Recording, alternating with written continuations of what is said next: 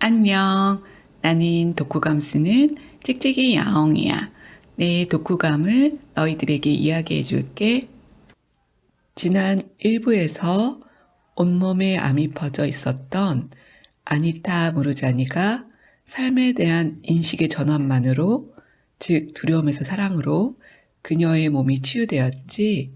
이런 것처럼 2부에서는 마음, 잠재의식, 믿음 등이 우리 치유에 어떻게 영향을 미치는지에 대해 이야기해 줄게.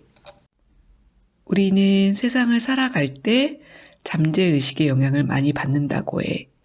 이것은 우리가 자주 어린 시기, 심지어는 엄마의 태중에 있을 때부터 형성된 것으로 많은 결정과 선택을 좌지우지해.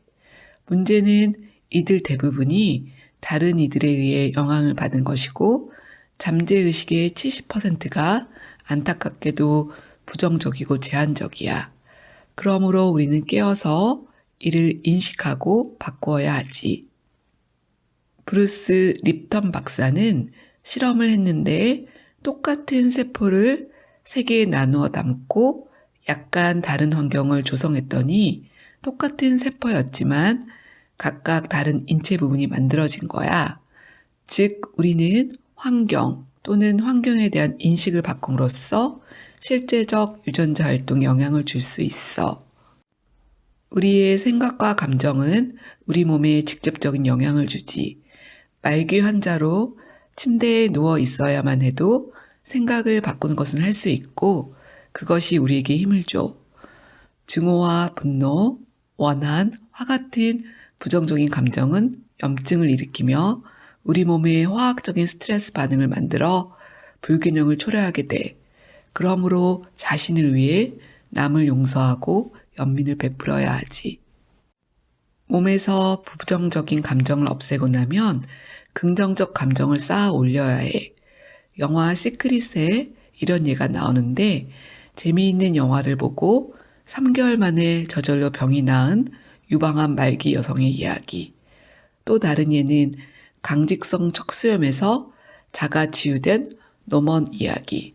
노먼은 크게 웃을 때 통증이 사라지는 것을 알고 웃음 치료와 고용량 비타민C 정맥 주사를 통해 병이 완치되었어. 이처럼 긍정적인 감정을 치유에 이용한다는 것은 일종의 운동 같다고 해. 매일 조금씩만 하면 된대. 적어도 하루에 5분이라도 부정적인 생각을 거둘 수 있다면 면역 체계가 다시 스스로 정비해 재작동할 수 있는 시간을 주는 거지. 그리고 또 한 가지, 사랑. 사랑을 하면 옥시토신, 도파민, 바소프레신 등 몸에 긍정적인 화합물이 나오고, 이것은 심장이나 생식기관, 소화에 무척 도움이 되며 치유를 가속화해. 조 디스펜자의 이야기가 예로 나와. 이분은 철인 3종 경기 중 사이클을 타다 불의의 사고를 당해 척추뼈가 심각하게 부서져 다시는 일어서지 못할 거라는 소견을 받았대. 카이프로렉터였던 그는 남은 인생을 평생 약물이나 휠체어를 타고 살아가는 삶을 상상할 수 없어 퇴원을 결심하고 한 가지 생각을 했지. 몸을 만든 바로 그 힘이 몸을 낫게 할 것이다. 그리고 그는 매일 낙심하면서도 누워서 마음속에 척추뼈를 하나씩 쌓아 올리며 척추를 다시 세우기 시작했어. 6주 동안 좌절하고 고군분투하며 마침내 간신히 상상 속의 재건을 마쳤지.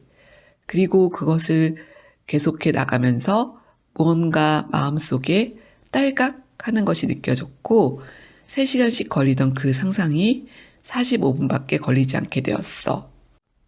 그는 몸에 확연한 변화를 느꼈어. 통증의 강도가 줄더니 사고 12주 차에는 걷기뿐만 아니라 웨이트 트레이닝까지 받으며 아무런 몸의 통증을 느낄 수 없었어. 그는 그를 도와준 그 무언가에게 남은 생을 몸, 마음, 연결에 대해 연구하겠다고 결심했고 계속 해오고 있지.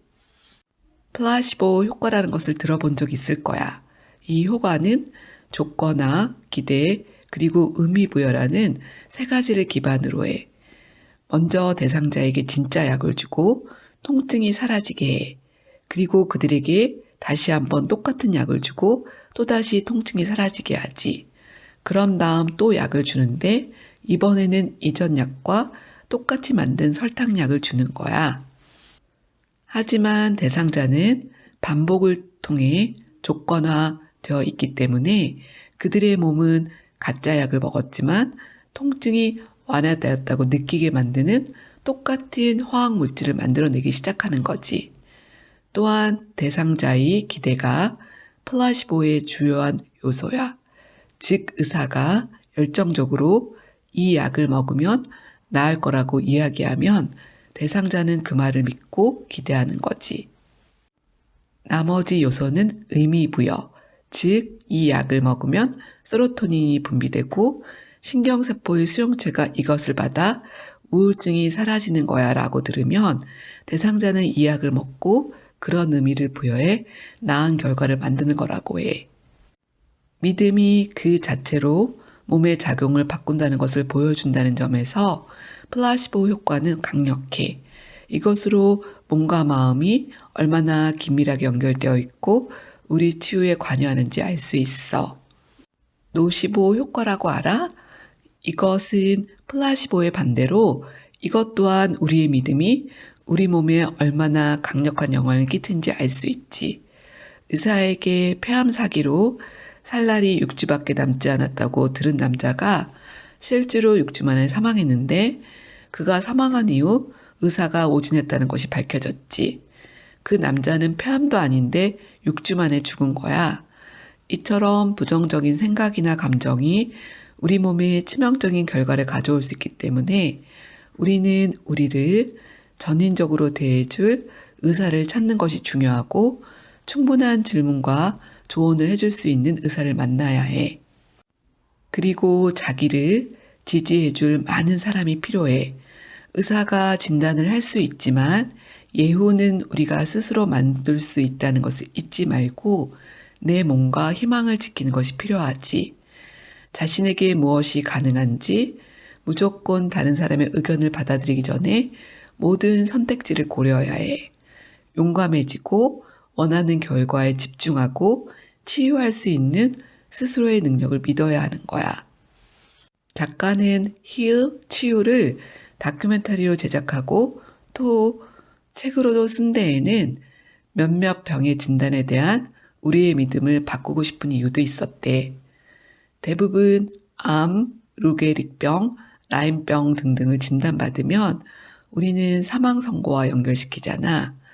그러나 그녀는 다큐멘터리를 제작하는 과정에서 위에 말한 질병들이 완전히 나은 이들의 이야기와 증언을 최소한 한 명씩은 들었다고 해. 심지어는 루게릭병을 포함해. 그러므로 우리는 두려움을 물리치고 저항을 멈추고 다른 이야기를 해야 한대.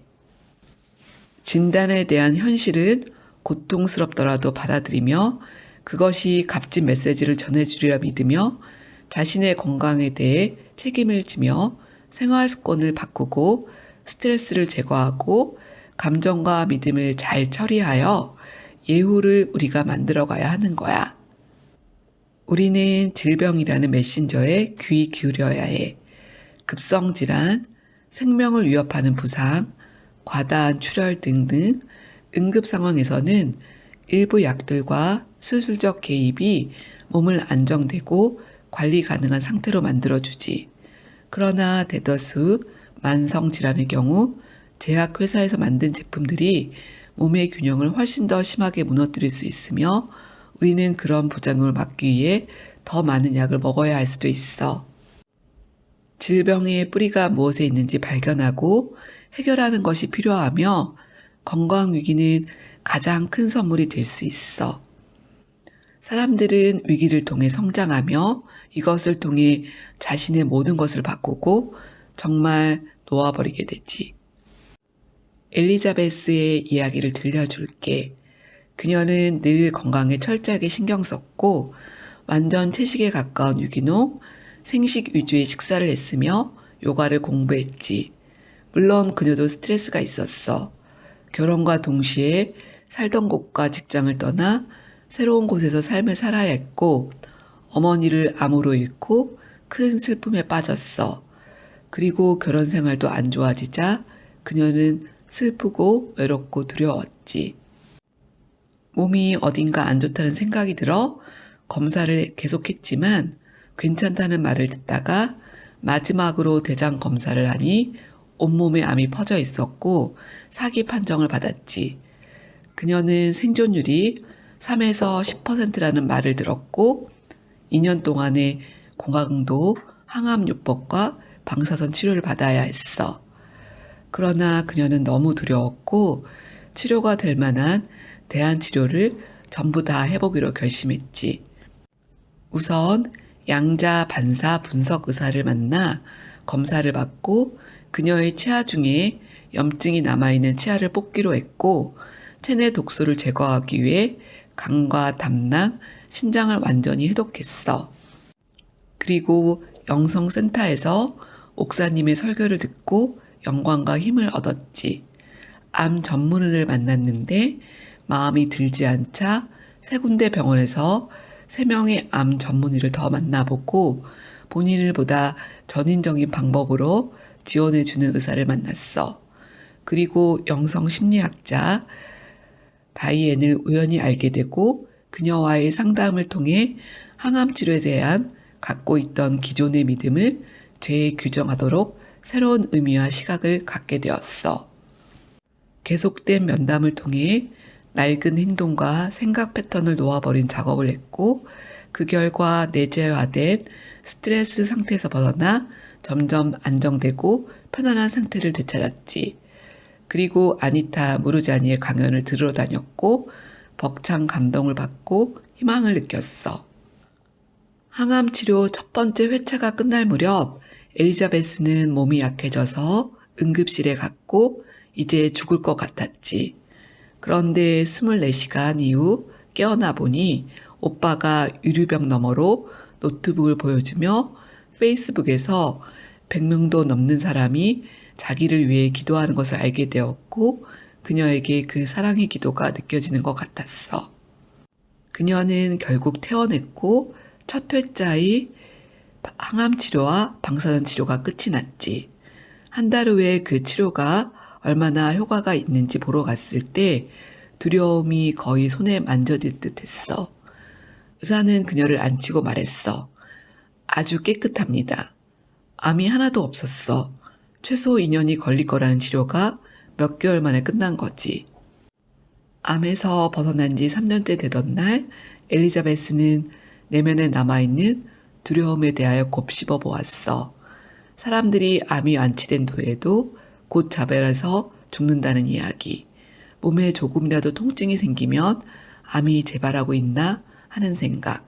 그렇지만 그녀는 암을 극복했고 지금도 살아있고 암이 자신에게 일어난 모든 일들 중 가장 아름다운 일이었다고 느낀다고 했어. 우리도 혹시 지금 건강의 위기를 겪고 있다면 이것이 우리를 깨우는 선물이라고 느끼고 자신의 새로운 가능성을 열 수 있으면 좋을 것 같아. 건강하다면 이 책을 읽고 계속 건강을 잘 유지하기 위해서 노력해야겠지. 3부에서는 물리적으로 우리가 치유를 위해 할 수 있는 일들과 어떤 것을 활용하면 좋을지 나오니 기대해줘. 그럼 다음 주에 만나. 빠빠이.